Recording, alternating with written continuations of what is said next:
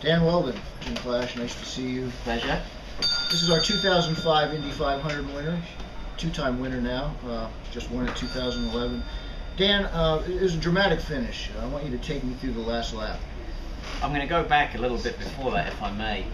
With 20 laps to go, the team had told me that potentially some people had stayed out to get some track position, and with that being said, they had the potential to make it to the end, depending on how the race played out. So it's very important for me, within those last 20 laps to make sure that I got everything out of the race car. If I was coming up to lapped cars, I had to time it so I utilized the draft and didn't get bottled up in the corners. And I was able to do that, which was great. But entering the last lap, JR had a little bit of a cushion, and we had a lapped car in between us.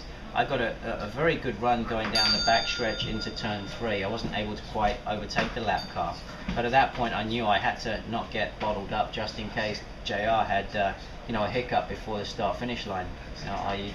coughing and spluttering and running out of fuel.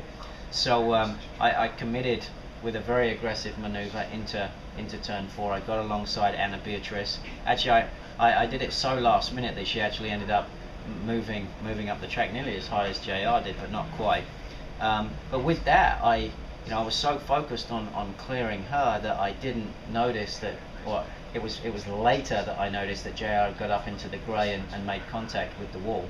And from that point, it was about making sure I avoided the debris and making sure that he didn't come back across the track and collect me. And once I cleared him, and it started to look very, very good for me.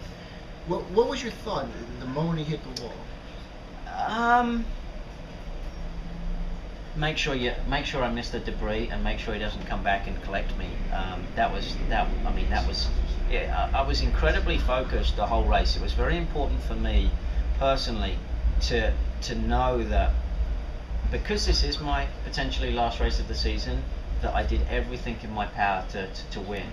And I was so focused all month. It was a very great atmosphere that Brian Herder and Steve Newey created at Brian Herder Autosport. But I definitely believed that I could win with the car. With the collaboration with Sam Schmidt, the car was incredibly strong, and it was about capitalizing on that. So when I saw him crash, I was just focused on getting through the debris, making sure that he didn't come back across and collect me, and then I was able to relax a little bit more after that. I actually even was able to pay attention to whether the green light was on. There's been some controversy before at Indianapolis, and I looked, and I've been past him a little bit and the green light was still on, so I was very confident of that. And then once crossing the line, it was just sheer elation. Well, now you're a two-time winner. You finished second a number of times. You're a real veteran. Put yourself in his position. Did you say anything to the guy? Yeah, I asked him what happened, and it's very different when you're looking at it from the TV. I don't think it really does. It doesn't show why he chose what to do. It's very easy to look at the TV and not notice the closing rate. The closing rate is incredible at Indianapolis. The car in front of JR, when I asked him, he said he thought that car might have been going between 120 and 150 miles an hour. And JR said to me that he thought if he sat behind that car, potentially he was going to lose enough momentum where he thought I would pass him going down the front stretch before the line. So he made that committed decision, and you've got to respect him for that. And I think he won't be defined by crashing in turn 4 at the Indianapolis 500 on the last lap. I think he'll be defined more by how he handled himself afterwards. But which was very good. Yeah, I thought it was very impressive. One last question. You're a Brit.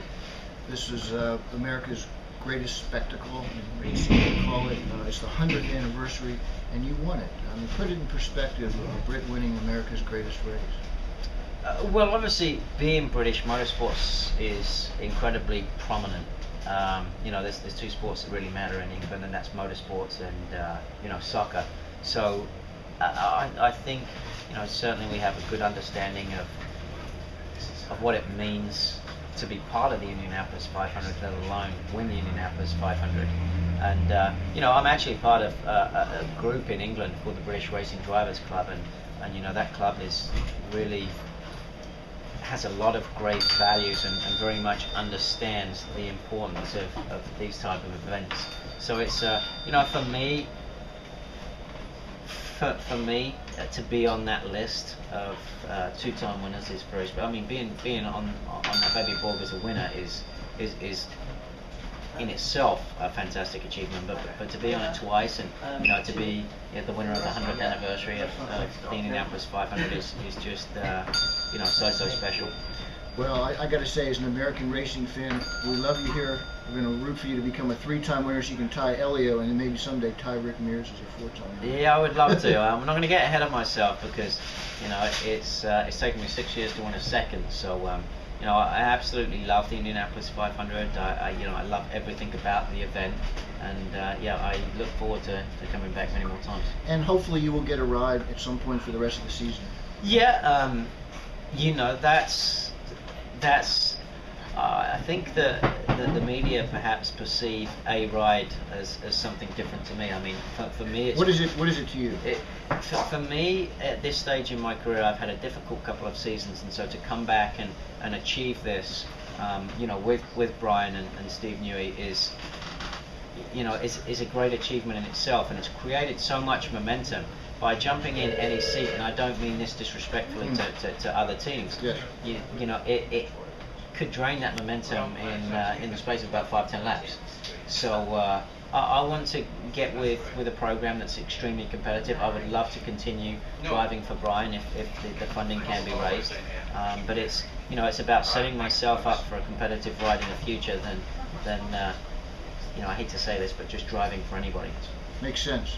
Yeah, and it's, I think my management have done a very good job in setting me up financially, and that allows me to be more selective. I'm not driving because, you know, it's about the money. I'm driving because, you know, now I can pick which is the most competitive outfit. For me, it's very important to, you know, get with a program where it's going to be difficult to beat, you know, Penske and Ganassi on a regular basis. Sure. But I feel we did a very good job in Indianapolis. We achieved that. Yeah. And so it's very much achievable. Thanks, Bill. Yeah, thank you.